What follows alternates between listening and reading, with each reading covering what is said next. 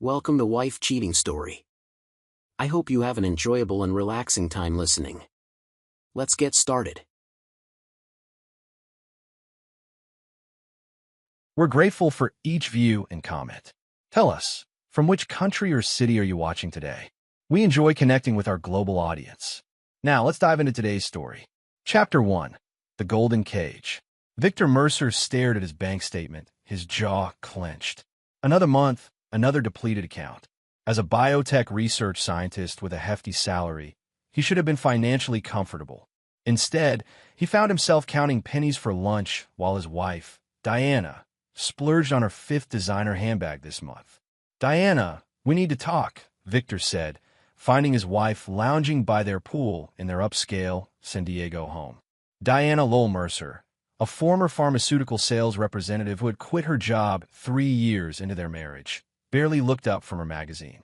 "About what?" she asked, her tone disinterested. "The finances. I checked our joint account. You withdrew $8,000 yesterday." Diana removed her sunglasses, her blue eyes narrowing. "Your point?" "My point? That's almost half my monthly take-home pay.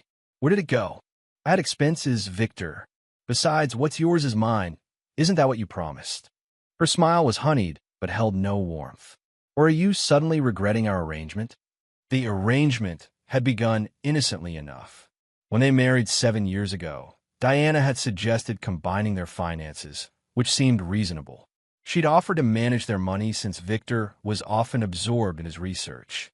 Gradually, she'd taken complete control of his paychecks, doling out an allowance that barely covered his basic needs. "I'm not regretting our marriage," Victor said carefully, "but I think we need more transparency. I'd like access to our investment accounts." Diana's laugh was brittle. "Oh, Victor, you're brilliant with your test tubes, but you'd be lost managing real money. Trust me, I'm taking care of everything." Later that evening, Victor received a call from his mother. "Victor, your father and I are concerned," Ellen Mercer began. "Diana called us. She says you're becoming paranoid about money." Victor pinched the bridge of his nose. "Mom, she's controlling all my earnings. I just asked to see our accounts." "Son," his father Robert's stern voice came on the line, "Diana's been nothing but devoted to you. Remember how she stuck by you during that plagiarism accusation at your old lab? You've always been intense. Maybe you're working too hard again." The mention of the plagiarism incident, where Victor had been falsely accused and later exonerated, stung. His parents had initially doubted his innocence, just as Diana had seemed to. Only Victor's former colleague Noah Fleming had stood by him, helping prove someone else had stolen Victor's research. "I'm not working too hard," Victor replied evenly. "I'm trying to understand where my money is going." His mother sighed. "Diana mentioned you've been forgetting things, too. Missing appointments. Maybe you should see Dr. Winters again." Dr. Winters, the psychiatrist Victor had seen briefly after the plagiarism stress. A chill ran down his spine. Why would Diana bring that up now? After hanging up, Victor sat in his home office, thinking. His parents had always favored Diana, viewing her as the stable counterpart to their difficult son. But this felt different, more coordinated. That night, Victor pretended to take the sleeping pill Diana had begun helpfully providing each evening. Once she was asleep, he slipped in her home office and tried accessing her computer. Locked. Her desk drawers, also locked. But underneath a stack of mail, he found a receipt from an attorney named Philip Vaughn, dated 3 days earlier. Victor photographed it with his phone, then carefully replaced everything. Something was very wrong, and he needed to figure out what before confronting Diana. The next day, he called Noah. "I need a favor," Victor said after explaining his concerns.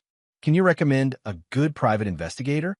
Something's happening, and I need to know what I'm dealing with." Noah didn't hesitate. "I know someone discreet."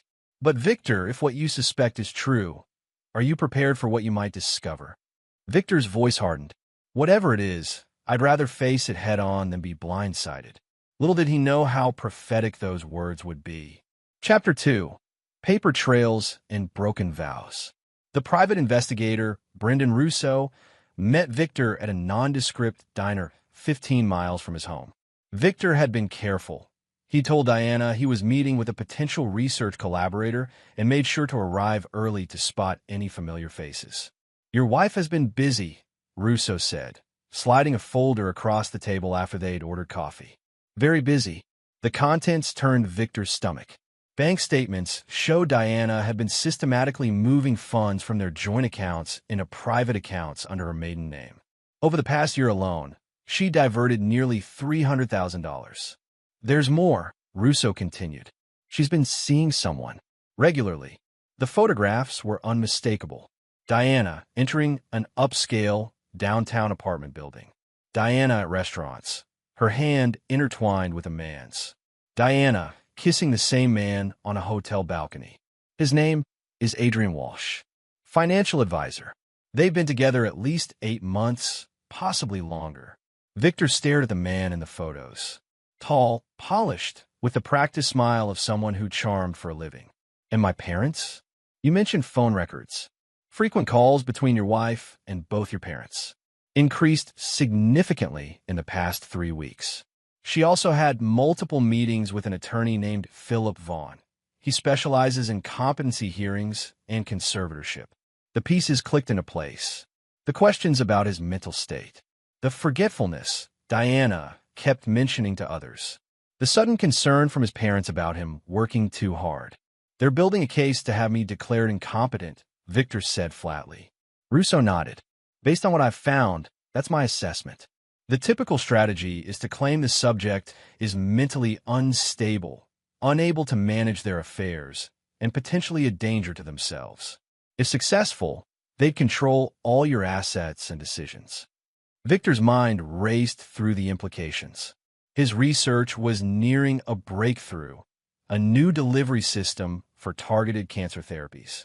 If his patent applications came through, the royalties would be substantial. What about this Walsh character? Any connection beyond the affair? "That's where it gets interesting," Russo said, flipping to another page. Walsh previously worked at Helix Financial, where he managed portfolios for wealthy clients. He left under a cloud, rumors of account mismanagement, though nothing was proven. One of his former clients was Robert Mercer. "My father," Victor whispered. "Your father lost a significant amount with Walsh's firm, but apparently maintained the relationship. My guess. Walsh connected with your wife through your father, though whether the financial scheme or the affair came first is unclear." Victor sat back, processing this betrayal's multiple layers. His wife, his parents, and this financial predator, all conspiring to strip him of his autonomy and wealth. "What's their timeline?" Victor asked. "Based on the legal filings I accessed, they've scheduled a competency hearing for next Friday. Judge Patricia Reynolds presiding." 9 days, Victor murmured. He met Russo's eyes. "I need everything you've gathered, plus anything else you can find on Walsh. And I need a recommendation for the best attorney in town for this situation." Russo nodded. "Already compiled. And for legal counsel, you want Veronica Sandoval, former prosecutor turned defense attorney. Specializes in complex family cases with financial components. She's expensive but worth every penny." "Money isn't an issue," Victor said grimly.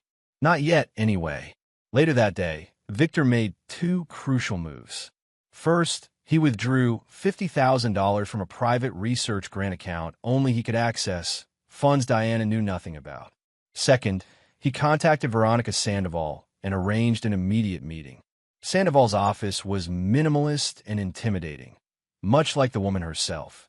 In her mid-50s with steel-gray hair and penetrating dark eyes, she reviewed Victor's evidence in silence before speaking. "They've made critical errors," she said finally. "Conspiring to falsely have someone declare incompetent is illegal, but proving it requires irrefutable evidence and perfect timing. What do you recommend?" Counterfiling immediately would alert them. Instead, we prepare thoroughly and reveal our hand only at the hearing. Meanwhile, you need to secure your most critical assets and research without raising suspicion. Victor leaned forward. "I want more than just protection. When this is over, I want them to face consequences." Sandoval's expression remained neutral, but something in her eyes sharpened. "To what extent?" "Maximum legal damage," Victor replied. "And perhaps beyond that, depending on what else we discover." Be careful what you wish for, Dr. Mercer. Revenge tends to consume the vengeful. Victor's smile was cold. I'm a researcher, Miss Sandoval. I understand controlled experiments and measure responses. This isn't about revenge. It's about justice and consequences. As Victor left Sandoval's office, his phone buzzed with a text from Diana. Where are you? Your mother's been trying to reach you. We're worried. The performance had begun. Chapter 3. The trap is set. Victor maintained a perfect facade. For the next 7 days, he played the role of the oblivious husband, pretending not to notice Diana's whispered phone calls or the way she documented his every unusual behavior in a small notebook she thought he hadn't discovered. Meanwhile, he executed his countermeasures with surgical precision. First, he secured his research. Victor transferred all his critical data to encrypted drives and sent copies to a trusted colleague abroad. He also filed accelerated patent applications through a separate attorney, ensuring his intellectual property was protected regardless of the hearing's outcome. Second, he gathered evidence. Small cameras installed in their home captured Diana's conversations about the plot. A recording device in his own home office documented her searching his computer while he was at work. Most damning was the audio of Diana coaching his parents on what to say at the hearing. Remember to mention how he accused colleagues of stealing his work. Diana's voice instructed Victor's father during one recorded call. And Mom emphasized his mood swings, how he seems paranoid one day and manic the next. Are you sure this is necessary, Diana? Ellen Mercer had asked, a hint of doubt in her voice. Declaring our own son incompetent seems extreme. It's for his own good, Diana insisted. Victor's brilliant but unstable. And honestly, with the value of his upcoming patents, we can't risk him making irrational decisions. This way, we protect him and his assets. And the financial advisor you mentioned, Walsh, he'll help manage everything afterward? Robert Mercer asked.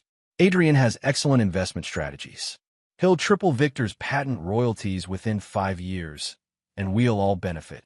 Third, Victor investigated deeper. Brendan Russo uncovered that Walsh had been orchestrating similar schemes with at least 2 other wealthy clients, working with different female accomplices each time. In one case, a tech entrepreneur had been institutionalized for 6 months before relatives discovered the fraud.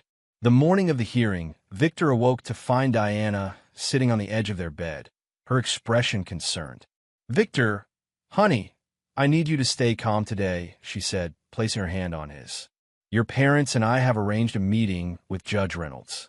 It's just a welfare check, nothing to worry about. A welfare check? Victor repeated, feigning confusion. Yes, darling, we're concerned about you. The forgetfulness, the accusations about money, it's not like you. Her eyes welled with practiced tears. We just want to make sure you're okay. Victor nodded slowly.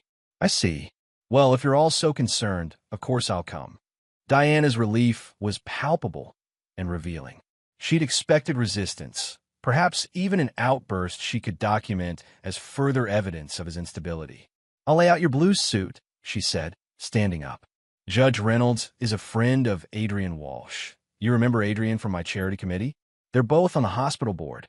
Another piece of the puzzle. The judge had a connection to Walsh. Victor texted this information to Sandoval as soon as Diana left the room. The response came immediately, already aware. Adds to our motion for recusal. Follow the plan exactly. At the courthouse, Victor was surprised to see Noah Fleming waiting in the parking lot. What are you doing here? Victor asked as Noah approached. Veronica Sandoval called me. Said you might need moral support. Noah's expression was grim. Is it true?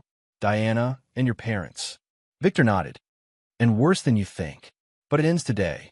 Inside, Diana led Victor to a conference room where his parents waited with a polished man in an expensive suit, undoubtedly Philip Vaughn, and another man Victor recognized from the photographs as Adrian Walsh.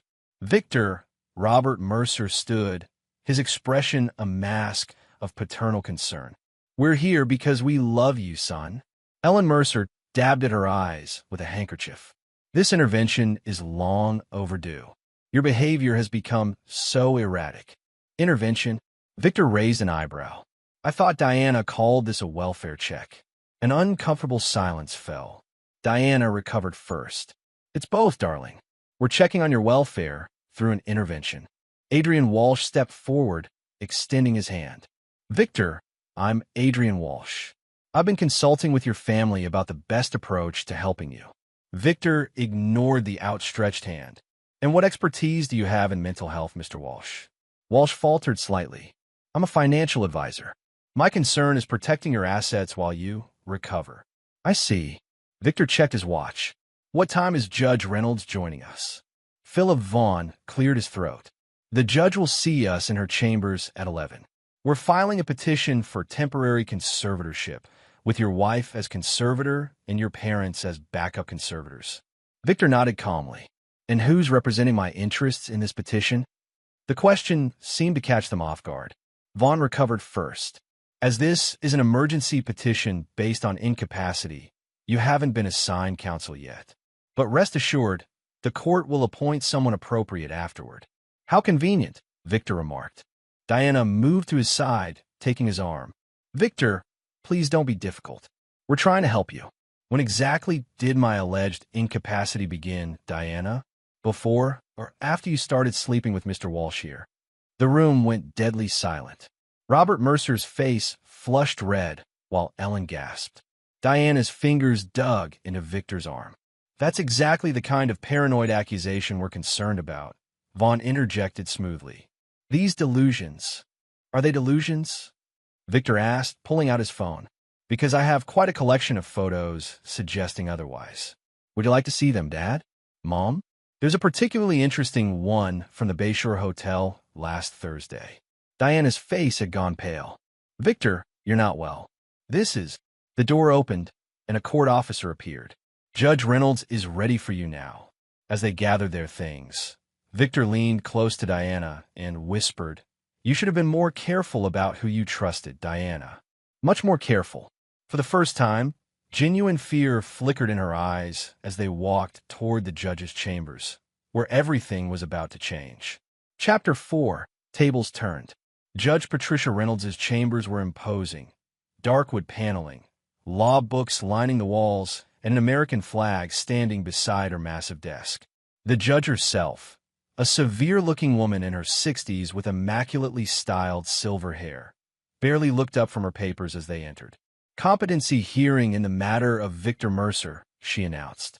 I understand this is an emergency petition filed by Diana Mercer, with supporting statements from Robert and Ellen Mercer. That's correct, Your Honor, Philip Vaughn confirmed. We have substantial documentation of Dr. Mercer's declining mental state and erratic behavior. Judge Reynolds peered over her reading glasses. And Dr. Mercer is present without counsel? Before Vaughn could answer, the door opened again. Veronica Sandoval strode in, followed by Brendan Russo and two court officers carrying boxes of documents. Veronica Sandoval, representing Dr. Victor Mercer, she announced, placing a thick folder on the judge's desk. And I'm filing an immediate motion to dismiss this petition on grounds of fraud upon the court, conspiracy to commit financial exploitation, and judicial recusal due to conflict of interest. Judge Reynolds' eyebrows shot up. Ms. Sandoval, this is highly irregular. This was scheduled as an uncontested competency hearing. There's nothing regular about this case, Your Honor, Sandoval replied, and nothing about it is uncontested. If I may. When the judge nodded cautiously, Sandoval continued. First, we move for your recusal based on your relationship with Adrian Walsh, who is not only the paramour of the petitioner, but stands to gain financially from controlling Dr. Mercer's assets. Diana gasped audibly. Adrian Walsh stood rigid, while Philip Vaughn began furiously scribbling notes. Judge Reynolds' face had gone pale. That's a serious allegation, counselor. Which we can substantiate, Sandoval replied, nodding to one of the court officers, who handed her a document.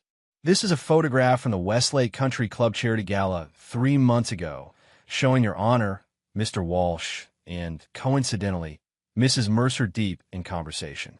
Our filing includes bank records showing a $50,000 donation from an LLC controlled by Mr. Walsh to Your Honor's re-election campaign 2 weeks later. The judge's lips pressed into a thin line.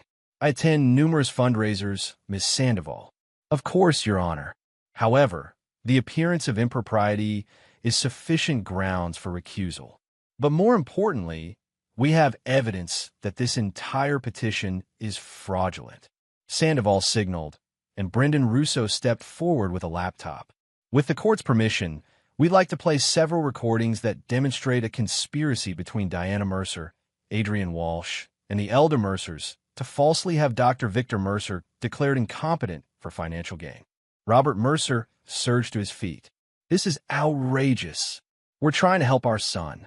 By conspiring to steal his money and research patents? Victor asked quietly. That's an interesting definition of help, Dad. Philip Vaughn raised his hand. Your Honor, any recordings made without consent would be inadmissible under California's two-party consent law. Normally, you'd be correct, Sandoval replied. However, these recordings fall under the exception for gathering evidence of felony fraud. Furthermore, several were made in public places where there's no expectation of privacy. Judge Reynolds looked increasingly uncomfortable. I think, given these allegations, this matter should be transferred to another judge. We anticipated that, Your Honor, Sandoval said. We've already filed a comprehensive brief with presiding Judge Morris, who has assigned Judge William Hargrove to hear this matter immediately. He's waiting in courtroom 3C. Diana turned to Victor, her composure cracking. Victor, please. You don't understand what you're doing. I understand perfectly, Victor replied, his voice low. You, Walsh, and my parents plotted to have me declared incompetent so that you could control my assets and upcoming patent royalties. You've been systematically gaslighting me, stealing from me, and betraying me in every possible way. Adrian Walsh stepped forward. Dr. Mercer, there's been a misunderstanding. I was simply providing financial advice. Save it for Judge Hargrove. Victor cut him off. I'm particularly interested in how you'll explain your previous clients who mysteriously lost capacity shortly after meeting you, like Thomas Bergman or Elizabeth Winters. Walsh's face went ashen at the mention of those names. 20 minutes later, they reassembled in courtroom 3C. Judge William Hargrove, a barrel-chested black man with a reputation for zero tolerance for courtroom games, listened impassively as Sandoval laid out their evidence. The recordings were damning. Diana's voice, crystal clear, discussing how to manufacture evidence of Victor's instability. Adrian Walsh explaining how they'd manage Victor's assets once he was declared incompetent. Robert Mercer expressing concern about the ethics, but ultimately agreeing after Walsh mentioned tripling returns. As the final recording played, Diana and Walsh in bed, laughing about how Victor would be comfortably managed in a private facility while they enjoyed his money. Diana buried her face in her hands. Your Honor, Sandoval concluded, we're not only asking for dismissal of the incompetency petition, but also filing counterclaims for conspiracy, fraud, emotional distress, and theft. Additionally, we provided this evidence to the district attorney's office for potential criminal charges. Judge Hargrove turned to Philip Vaughn. Counselor, do you wish to respond? Vaughn stood, looking distinctly uncomfortable. Your Honor, in light of this evidence, my clients may wish to reconsider their petition. Perhaps a brief recess. Not so fast. Judge Hargrove interrupted. This court takes allegations of abuse of the competency process extremely seriously. I'm dismissing the petition with prejudice and issuing temporary restraining orders against Diana Mercer, Adrian Walsh, Robert Mercer, and Ella Mercer, barring them from contact with Dr. Victor Mercer or access to any of his financial accounts. He turned to Victor. Dr. Mercer, are you currently residing in the same household as your wife? Yes, Your Honor. That arrangement needs to change immediately. Ms. Sandoval, I'm ordering that Mrs. Mercer vacate the shared residence within 24 hours. Dr. Mercer may return with a police escort to ensure compliance. Diana finally found her voice. But where am I supposed to go? That's my home. Judge Hargrove fixed her with a stern gaze. Mrs. Mercer, based on the evidence presented, you've been engaged in a scheme that could have resulted in your husband's false imprisonment in a psychiatric facility while you depleted his assets. Consider yourself fortunate that you're simply being ordered to find alternative housing rather than facing immediate criminal charges. He addressed the entire courtroom. This matter is referred to the district attorney for potential prosecution. All of Dr. Mercer's financial accounts are to be frozen except for his personal access. A full forensic accounting will determine what funds have been misappropriated. As the judge stood to leave, Victor caught Diana's eye. Her expression shifted from shock to calculation to something like pleading. Victor simply turned away. Outside the courtroom, Noah clasped Victor's shoulder. "You okay?" Victor watched as Diana huddled with Walsh and his parents, all of them shooting worried glances his way. "I'm better than okay," Victor replied. "But this is just the beginning." Chapter 5. The Architect of Ruin. 2 weeks after the court hearing, Victor sat in Veronica Sandoval's office, reviewing their strategy. The initial victory had been satisfying but incomplete. Diana had vacated their home, taking several valuable items despite the court order, and his parents had retreated to their lakeside cabin, all communication now routed through attorneys. Adrian Walsh, however, had disappeared completely. The district attorney is pursuing charges against Diana for financial exploitation and conspiracy, Sandoval explained. Your parents will likely face lesser charges as accessories, though their attorneys are positioning them as unwitting participants manipulated by Walsh. And Walsh himself? Sandoval frowned. That's where it gets complicated. The FBI has taken interest based on similar patterns with his other clients. They believe he's operating a sophisticated elder fraud ring, but he's vanished. Accounts emptied, apartment vacated, even his luxury car abandoned at the airport. Victor leaned back in his chair. He won't stay hidden for long. What makes you so confident? Because I know where he keeps his real money, Victor replied. The accounts he emptied were just for show. His actual wealth is tied up in cryptocurrency and offshore accounts. Information I acquired during our investigation. Sandoval looked alarmed. Victor, if you have information pertinent to a federal investigation. I've shared everything relevant with the FBI, Victor assured her. But some details I've kept in reserve. Insurance, you might say. Be careful, Sandoval warned. You've won the legal battle. Don't jeopardize that by pursuing personal vengeance. Victor smiled thinly. It's not vengeance, Veronica. It's justice. After leaving Sandoval's office, Victor met with Noah at a secure location, a private office Noah had rented under his company's name. Phase 1 is complete, Victor told him. The legal system has acknowledged their conspiracy and is pursuing conventional justice. Now we move to Phase 2. Noah looked concerned. Are you sure about this, Victor? You could walk away now, focus on your research. You've exposed them, cleared your name, protected your assets, and let them potentially plead bargain to minimal consequences? Victor shook his head. Diana might serve 6 months in a minimum security facility before resuming her life. My parents will probably get probation, claiming they were misled. And Walsh has a history of evading consequences altogether. What exactly are you planning? Noah asked. Justice tailored to each betrayal, Victor replied, opening his laptop to show a detailed flowchart.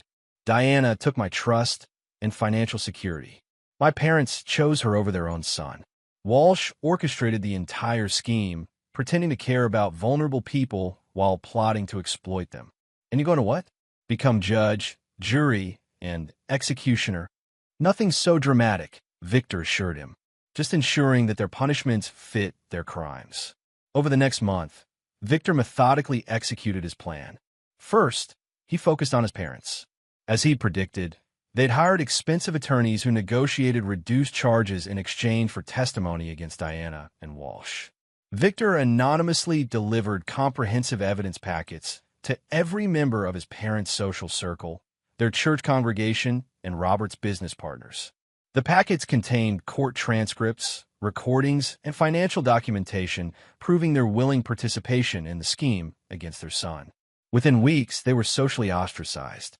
Robert's business partners initiated a forced buyout at a fraction of his stake's value, citing moral turpitude clauses. Their church asked them to step down from leadership positions. Neighbors avoided them. The court of public opinion proved far harsher than the legal system. For Diana, Victor employed a different approach. Her greatest fear had always been social humiliation and financial insecurity.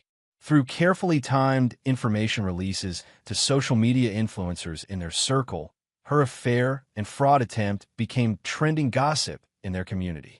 Simultaneously, Victor's attorney filed civil suits against her for financial recovery, placing liens on any future income or assets.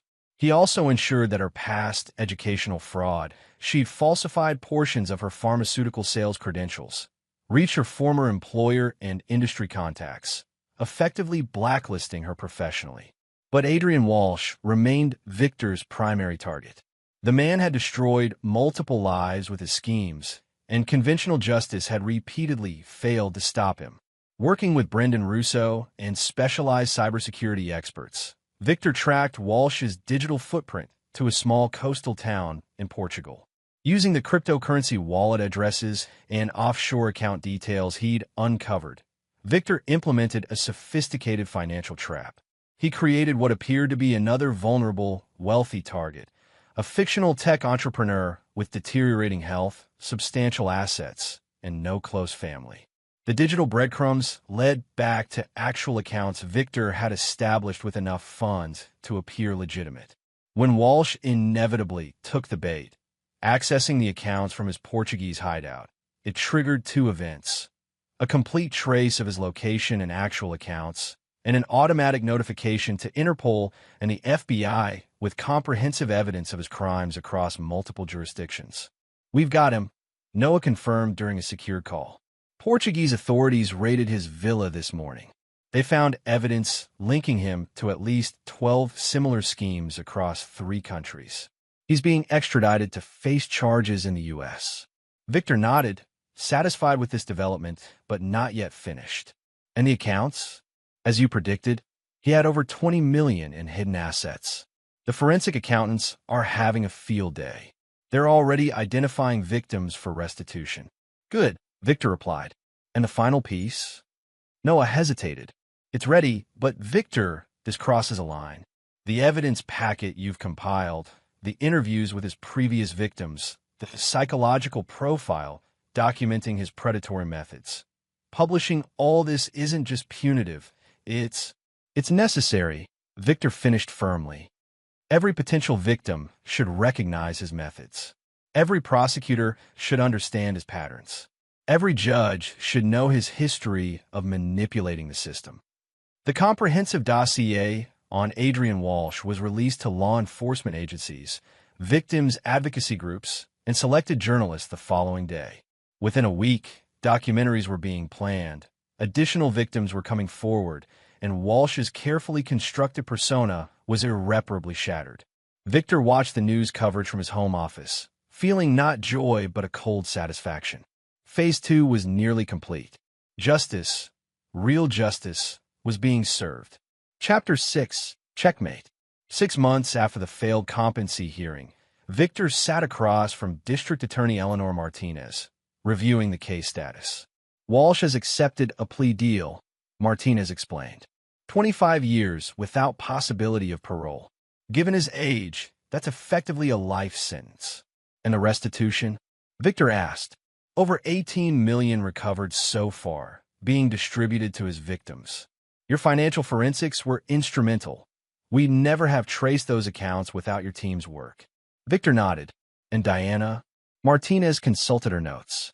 7 years for financial exploitation, conspiracy, and perjury. Her cooperation against Walsh helped, but the recordings you provided left her little room to maneuver. "My parents. 3 years probation, community service, and financial restitution." Their attorneys argued successfully that they were manipulated by Walsh, though the judge made it clear he found their betrayal of their son particularly troubling. Victor absorbed this information silently. The legal system had functioned better than he'd expected, particularly with the overwhelming evidence he'd provided. But there remained loose ends, aspects of justice the courts couldn't address. After leaving the DA's office, Victor drove to a modest apartment complex on the city's outskirts. Diana had been released on bail, pending her appeal, relegated to wearing an ankle monitor and working at a convenience store. the only employment her now tarnished reputation could secure. He watched from his car as she emerged, looking vastly different from the polished socialite who had shared his home.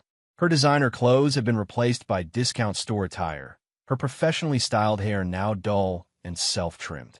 She walked with hunched shoulders, constantly glancing around as if expecting to be recognized or accosted. Victor didn't approach her. Seeing the consequences of her actions manifested so visibly was sufficient.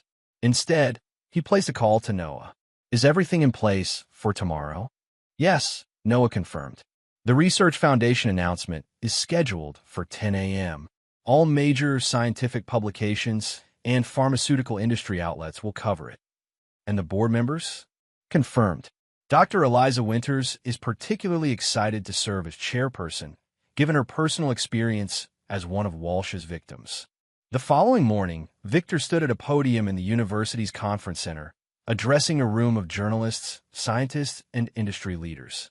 The Mercer Foundation for Scientific Integrity will fund research and advocacy at the intersection of scientific advancement and ethical oversight, he announced.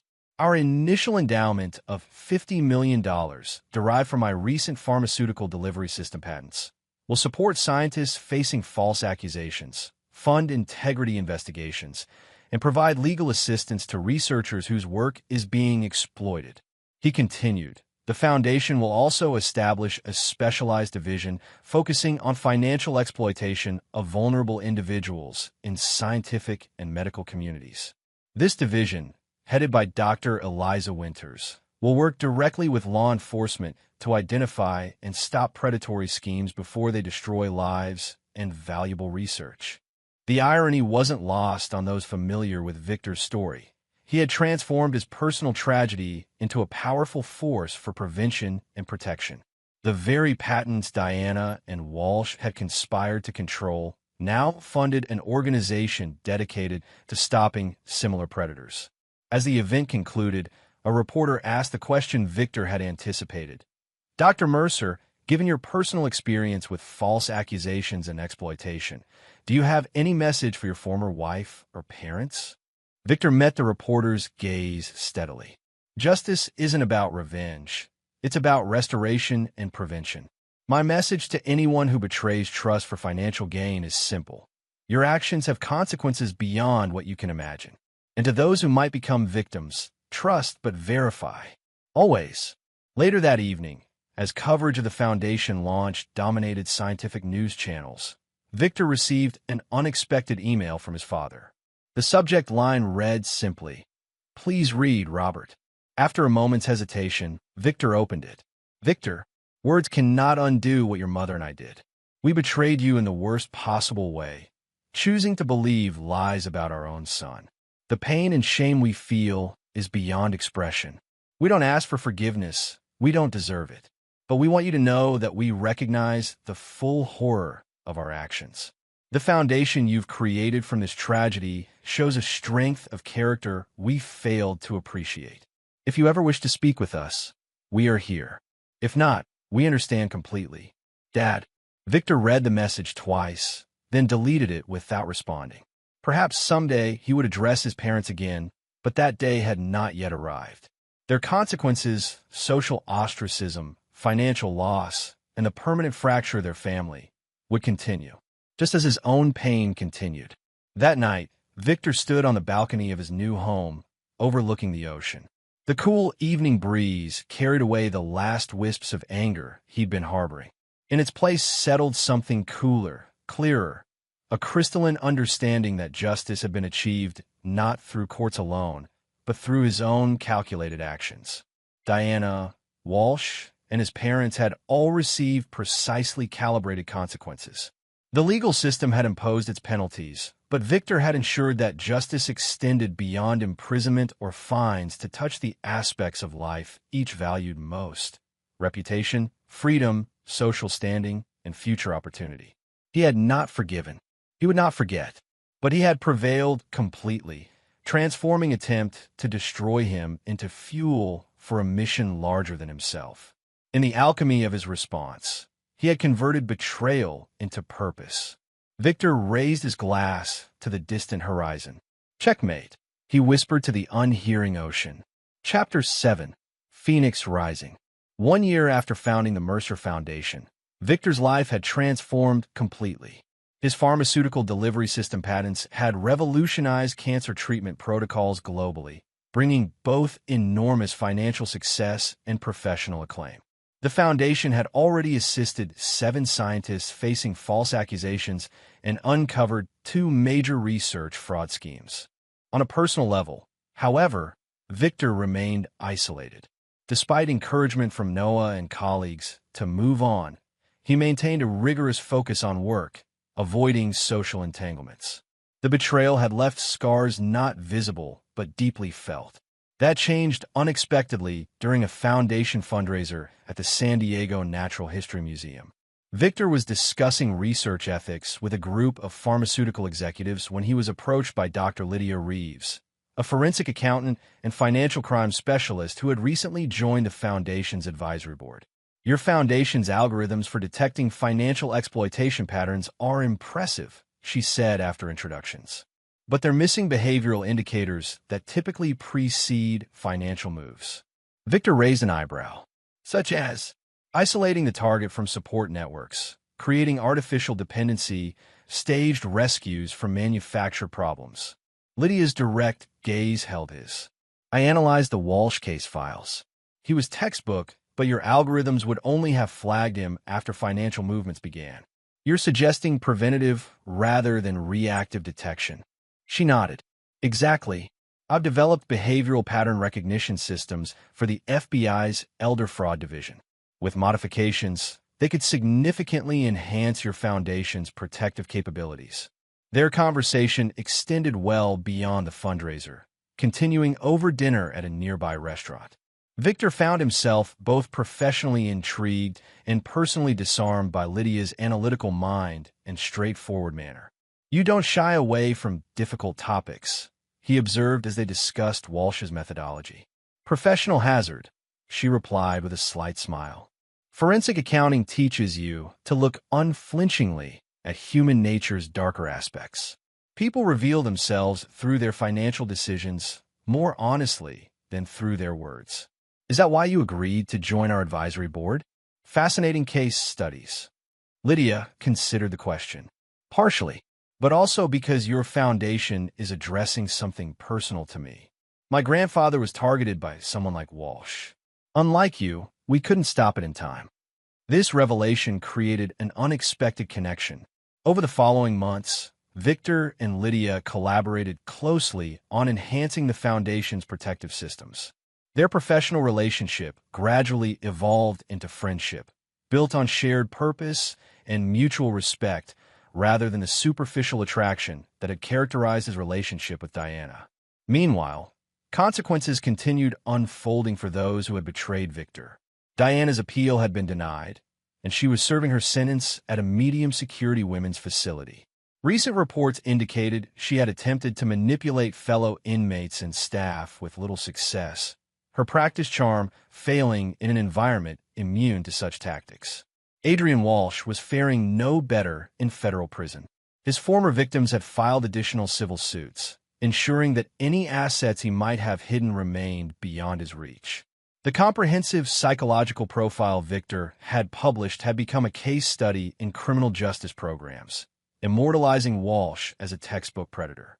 Victor's parents had completed their community service requirements, but the social and financial consequences continued. Robert's former business was thriving under new leadership, having distanced itself completely from its founder. They had sold their home and relocated to a modest apartment in another state, starting over in their 70s with diminished resources and reputations. Victor maintained distant awareness of these developments without actively tracking them. His focus had shifted to building rather than punishing, to protecting potential victims rather than monitoring his victimizers.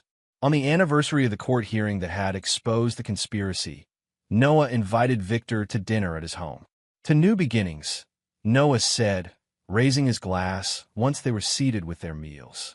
The foundation is thriving, your research is changing lives, and you seem lighter.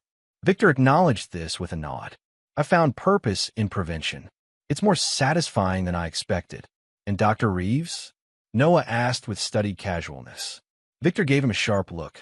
Lydia is a colleague and friend, who you've had dinner with 8 times in the past month, Noah pointed out. Just work discussions? Mostly, Victor admitted, but also comfortable. She understands boundaries and has no agenda beyond what's stated. That's rare. Have you told her everything? About what you did beyond the legal system? Victor shook his head. Not explicitly, but she's a forensic investigator who's reviewed all the case files. I suspect she's pieced together most of it. Noah studied his friend. You know, when this all began, I worried about what your pursuit of justice might do to you, how it might harden you. Instead, it's clarified something in you. Facing betrayal forces choices, Victor replied. You become either perpetually suspicious or selectively trusting with better verification systems. I chose the latter. Later that week, Victor invited Lydia to the Foundation's research facility. After showing her their latest detection algorithms, he led her to a secure conference room.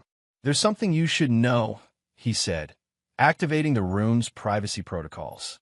About how Walsh was really caught. Lydia's expression remained neutral. You created a honeypot operation using fictional accounts as bait, tracked his access to identify his location, and simultaneously triggered notifications to international authorities. Victor blinked in surprise. You knew. I told you. People reveal themselves through financial patterns. The Walsh investigation file had gaps only someone with intimate knowledge of his methods and extraordinary resources could have filled. She met his gaze directly. The question isn't whether you orchestrated his capture, but why you're telling me now. Because trust requires transparency, Victor answered. And because I've come to value your perspective. On the ethics of vigilante justice, she asked, though without judgment in her tone. On whether justice achieved through unorthodox means diminishes its validity. Lydia considered this. Justice systems exist because collective, dispassionate judgment is generally more reliable than individual, emotionally driven retribution. But systems fail, sometimes by design, sometimes by exploitation. You're not answering the question. Because it's the wrong question, she replied. The real question is whether your actions were proportionate to the harm and focused on prevention rather than punishment. From what I've observed, you targeted accountability and protection of future victims, not personal vengeance. She leaned forward slightly. I don't judge you for ensuring Walsh couldn't escape again, Victor. The system had failed his previous victims. But I will be concerned if you couldn't distinguish between justice and revenge moving forward. And if I can make that distinction, Lydia smiled slightly. Then I'd be interested in continuing both our professional collaboration and our dinners that are mostly about work. For the first time in years, Victor felt something long dormant stir. Not the infatuation he'd once mistaken for love with Diana, but something steadier, based on mutual understanding and shared purpose. As they left the conference room, his phone buzzed with a notification. The Foundation's monitoring system had identified another potential predator using Walsh's methodologies, targeting vulnerable researchers at a Midwest university. Duty calls, he told Lydia, showing her the alert. She nodded. Let's stop this one before anyone gets hurt. Together, they headed toward the monitoring center, their shared commitment to prevention stronger than any desire for retribution. Victor had not forgiven those who betrayed him, nor would he ever welcome them back into his life. But he had transformed their betrayal into something powerful and protective, a legacy that would far outlast the pain they had caused. Chapter 8. The Final Reckoning. 3 years after establishing the Mercer Foundation, Victor found himself facing an unexpected dilemma. His relationship with Lydia had deepened into something substantial, based on mutual respect, shared values, and genuine understanding. They had moved in together 6 months earlier, creating a home that felt secure in ways his marriage never had. The foundation had expanded internationally, with offices in 7 countries and a global reputation for both scientific integrity and financial protection. Its algorithms had prevented dozens of exploitation attempts and supported over 100 researchers facing false accusations or intellectual property theft. Yet despite this progress, the past refused to stay buried. On a cool autumn morning, Victor received a call from Noah that would force him to confront the unresolved aspects of his story. Adrian Walsh is dying, Noah said without preamble. Terminal pancreatic cancer.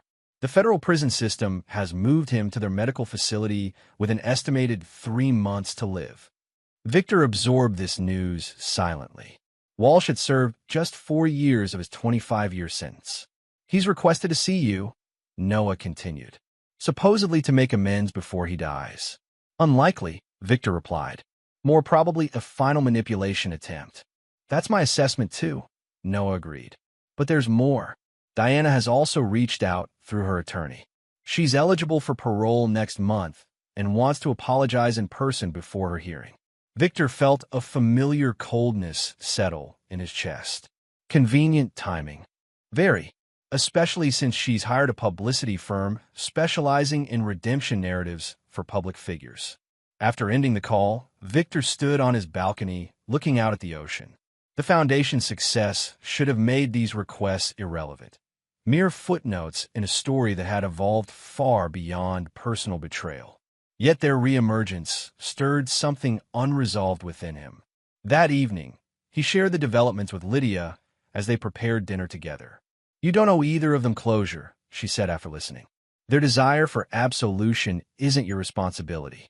It's not about absolution, Victor replied, carefully slicing vegetables. It's about ensuring they can't rewrite the narrative for public consumption or parole boards. Lydia studied him. You're considering seeing them. On my terms, yes. He met her gaze. Not for forgiveness, but for finality. After thoughtful discussion, they developed a strategy. Victor would meet both Walsh and Diana, but with specific conditions and protections in place. The encounters would serve not as reconciliation opportunities, but as final confirmation that justice had been achieved. The federal medical facility where Walsh was confined resembled a hospital more than a prison, though security remained evident in the guarded entrances and monitored visiting areas. Victor was escorted to a private room where Walsh waited, handcuffed to his bed despite his visibly deteriorated condition. Once vibrant and commanding, Adrian Walsh had withered into a gaunt specter. His expensive suits replaced by standard-issue medical gowns, his once perfect appearance now marked by jaundiced skin and thinning hair. Dr. Mercer, Walsh greeted him, his voice weaker but still carrying that cultivated charm. Thank you for coming. I wasn't sure you would. Curiosity, Victor replied, taking a seat across from the bed. About what possible amends you think you could make. Walsh attempted a smile that came across as a grimace. Direct as always. That's what makes you different from most marks. Forgive me, clients. You never fully trusted the performance. Is that why I'm here? For a professional assessment of why your scheme failed. No. Walsh shifted painfully. I'm dying, Victor. Whatever you believe about me, that part isn't manipulation. Before I go, I wanted to acknowledge worthy opposition when I encountered it. Victor's expression remained neutral. This isn't a chess match, Walsh. You try to have me institutionalized and steal everything I'd worked for. Yes, and you orchestrated my complete destruction in response. Walsh's eyes, though sunken, held a glint of their former calculation. Don't insult my intelligence by denying it. The honeypot operation was brilliantly executed, far beyond what federal authorities could have managed alone. You seem to be confusing justice with revenge. Are they so different? Walsh asked. We're more alike than you'd care to admit, Victor. Both methodical, both willing to circumvent conventional limitations to achieve our goals. Victor leaned forward slightly. Here's the fundamental difference, Walsh. You destroyed lives for personal gain. I stopped you from destroying more. Walsh studied him for a moment. Is that how you justify the systematic dismantling of my life beyond legal consequences? The psychological profile publication? The outreach to every previous victim? The forensic accounting that found accounts even I had forgotten? I don't need justification, Victor replied evenly. The world is safer with you exposed and contained. And your ex-wife? Your parents? Were those consequences also about public safety or personal retribution? Victor didn't answer immediately, considering the question seriously. Both, he finally acknowledged. They betrayed fundamental trust. The consequences they faced were proportionate to that betrayal. Walsh nodded slowly. Honest, at least. He coughed painfully before continuing. I didn't ask you here for forgiveness, Victor. I wanted to see the man who beat me in my own game. In another life, we might have been partners rather than adversaries. In no version of reality would I partner with someone who preys on vulnerable people, Victor stated. Perhaps not. Walsh's energy seemed to be fading. One last thing, though. Diana wasn't initially part of the plan. I recruited her after meeting her through your parents. She was enthusiastic about the opportunity. Victor stood. I'm aware of everyone's respective roles in the conspiracy, Walsh. Your deathbed revelations aren't revealing anything new. As he turned to leave, Walsh called after him. Does it feel as satisfying as you hoped? The revenge. Victor paused at the door. It wasn't about satisfaction. It was about ensuring you could never do this again. He looked back at the dying man. In that regard, it was entirely successful. 2 days later, Victor met Diana at a secure room in her minimum security prison. Unlike Walsh, whose deterioration had been driven by illness, Diana's transformation seemed calculated. She'd adopted a modest appearance, her prison uniform neat, her manner subdued yet earnest. Victor, she began when he sat across from her. Thank you for agreeing to see me. Let's be clear about why I'm here, Victor replied. Not for reconciliation or to support your parole application. Diana nodded, looking down briefly. I understand. I needed to tell you face to face that I recognize the harm I caused. The therapy program here has helped me understand my patterns of manipulation and entitlement. Convenient realizations before your parole hearing. She flinched slightly. I deserve that skepticism. But people can change, Victor. I'm not the same person who betrayed you. Interesting timing for this transformation, Victor observed. Your publicity firm suggested highlighting redemption for the parole board, I assume. Diana's practiced composure slipped momentarily. You know about that. I make it my business to stay informed about people who've tried to destroy me. She regrouped quickly. The publicity firm was poor judgment on my part. I've terminated that relationship. This isn't about public image. It's about accepting responsibility. Victor studied her carefully. The Diana he'd known would say exactly these things, hit exactly these notes of contrition, if it served her interests. But whether this was genuine remorse or skilled performance hardly mattered. Your parole hearing is your concern, not mine, he said finally. I have no intention of appearing or making statements either way. Relief flickered across her face before she controlled it. I understand. I just want you to know that regardless of the hearing outcome, I plan to make amends through actions. I've been helping other women here understand financial manipulation patterns, using my own story as a warning. Turning exploitation into education, Victor noted. Efficient. Diana met his gaze directly. I don't expect forgiveness, Victor. Some betrayals are too profound. But I hope someday you'll believe that people can genuinely change, even people who've hurt you unforgivably. Perhaps some can, Victor acknowledged.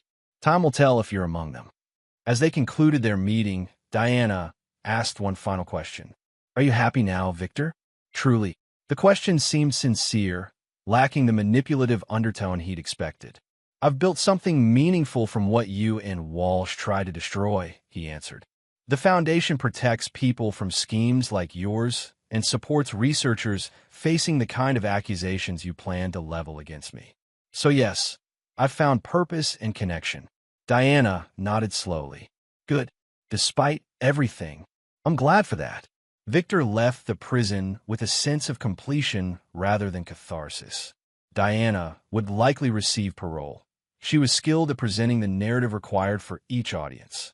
Walsh would die in custody, his legacy forever defined by his predatory schemes rather than his carefully cultivated charm.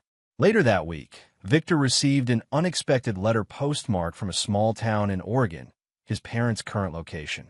Unlike previous attempts at communication, which he disposed of unopened, this envelope contained something that caught his attention: a cashier's check for $175,000 and a single sheet of paper with his father's handwriting.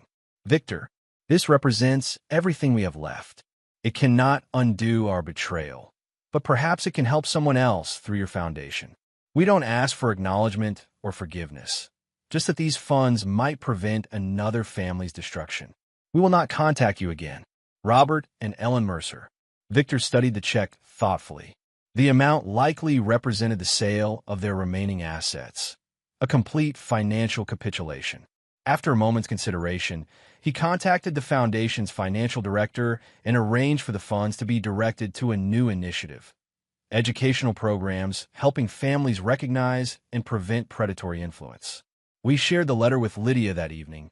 She asked, "Will you acknowledge it? Let them know you received it." Victor considered this. No, this isn't about reconciliation. It's their final accountability. They've accepted the permanent consequences of their choices. Lydia nodded. Closure doesn't always require forgiveness or reconnection. Exactly. Victor placed the letter in a folder containing all documentation related to the conspiracy. This chapter is finished. In his home office later that night, Victor archived the complete file: legal documents, investigation reports, financial records, and now this final letter, sealing it permanently. The foundation would continue its protective mission, but his personal involvement with those who had betrayed him was definitively concluded. He had not forgiven. He would never forget. But he had ensured justice was served in full measure and transformed betrayal into lasting protection for others. In this, he had found not just vengeance, but something ultimately more satisfying: meaningful resolution on his own terms. Chapter 9. Legacy of Steel. 5 years after the attempted competency hearing that had nearly destroyed him, Victor Mercer stood at the podium of the newly inaugurated Mercer Institute for Scientific Integrity and Financial Protection. The gleaming research and education facility represented the evolution of his foundation into a global force for prevention and protection. Today we launch not just a building, but a commitment. Victor addressed the assembled guests: scientists, financial crimes specialists, law enforcement officials, and supporters. A commitment that exploitation through legal manipulation will be recognized, exposed, and prevented. That brilliant minds will be protected from those who would use their vulnerability for personal gain. The audience included Noah, now the Institute's chief operating officer, and Lydia, who had become both Victor's wife and the Institute's director of financial forensics. Their partnership had deepened into a marriage built on mutual respect, shared purpose, and genuine trust. Everything his relationship with Diana had lacked. As Victor concluded his remarks, he announced the Institute's newest initiative. Today, we're launching the Preventative Recognition Program, training law enforcement and social service agencies to identify vulnerability patterns before exploitation occurs. This program transforms hard-earned lessons into protection for potential victims. What he didn't mention was that this initiative was funded entirely by the final restitution from his parents and additional funds recovered from Walsh's hidden accounts. Poetic justice manifest in practical protection. Following the ceremony, Victor and Lydia hosted a private reception for key supporters and team members. During a quiet moment, Noah approached Victor with a newspaper clipping. "Thought you should see this," Noah said, handing over the article. Published yesterday. The obituary was brief. Adrian Walsh, 67, died Tuesday at Federal Medical Center, Rochester. Private cremation, no services at request of deceased. Victor folded the clipping without comment, sliding it into his pocket.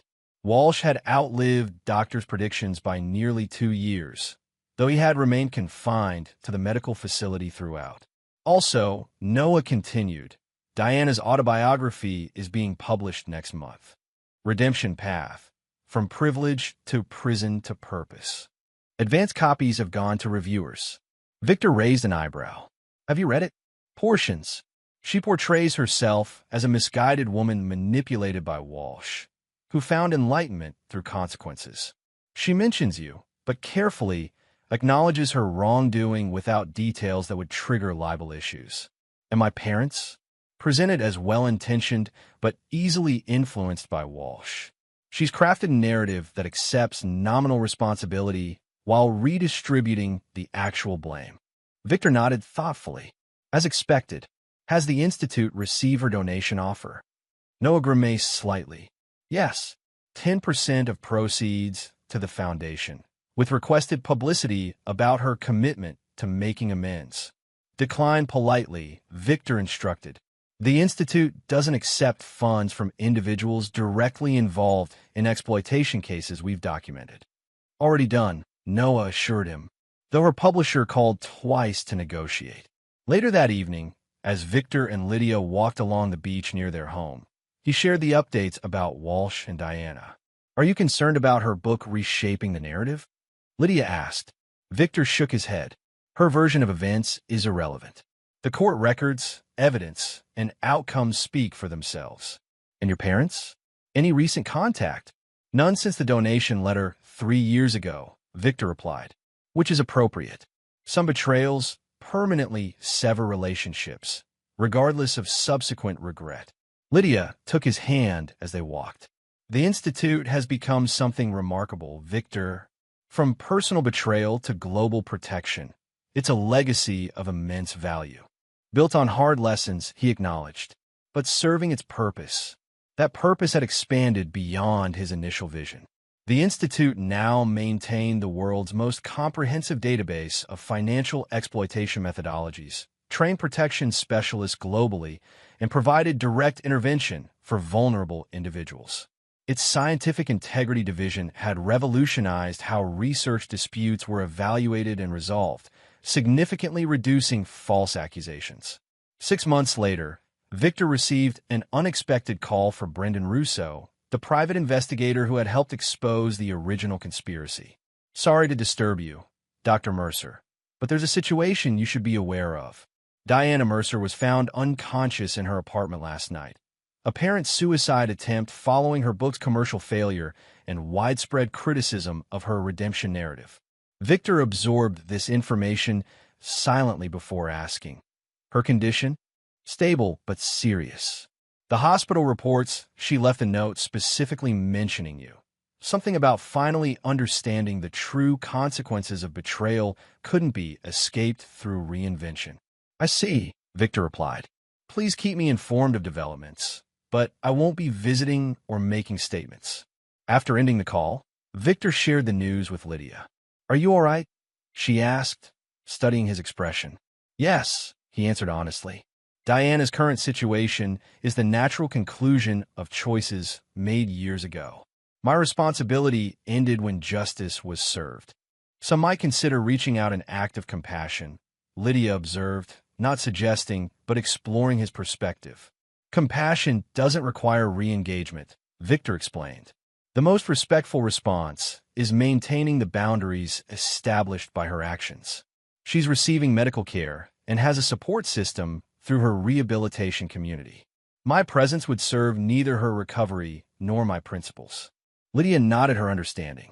Boundaries are sometimes the truest form of resolution. In the weeks that followed, Victor continued the Institute's work without distraction. News reports indicated Diana had recovered physically and entered intensive psychiatric treatment. His parents remained silent, honoring their commitment to permanent separation. The story had reached its natural conclusion, not through forgiveness or reconciliation, but through consequences fully realized and a future built from their painful lessons. 1 year later, at the Institute's annual conference, Victor unveiled their most ambitious project yet, an international coalition of scientific, financial, legal, and protection agencies dedicated to creating unified responses to exploitation attempts. The greatest vulnerability exists in isolation, he told the assembled representatives. By connecting protection systems across disciplines and borders, we eliminate the gaps predators exploit. The coalition represented everything Walsh, Diana, and his parents had never anticipated when they launched their scheme against him. A global network of protection born directly from their attempt to victimize one person. As the conference concluded, Noah found Victor reviewing the coalition's implementation timeline. 7 years ago, when they came after you, could you have imagined this? Noah asked, gesturing around the Institute. Victor considered the question. No, But transforming personal injury into systemic protection gives meaning to an experience that would otherwise be merely painful. Without forgiveness, no one noted. Without forgiveness, Victor confirmed. Some actions don't merit forgiveness. They merit consequences and containment. What matters is converting those consequences into protection for others. That evening, Victor and Lydia hosted a small dinner for the coalition's founding members at their home.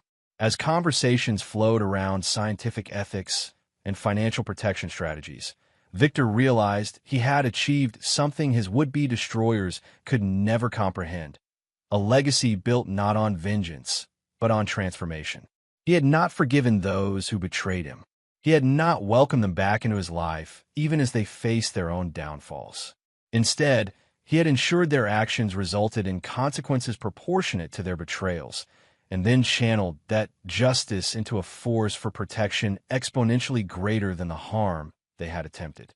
In the end, when his parents and their lawyer had shown up to court to have him declared legally unfit, their faces had indeed turned pale, not just at the evidence exposing their conspiracy, but the first glimpse of a resolution they could never have anticipated.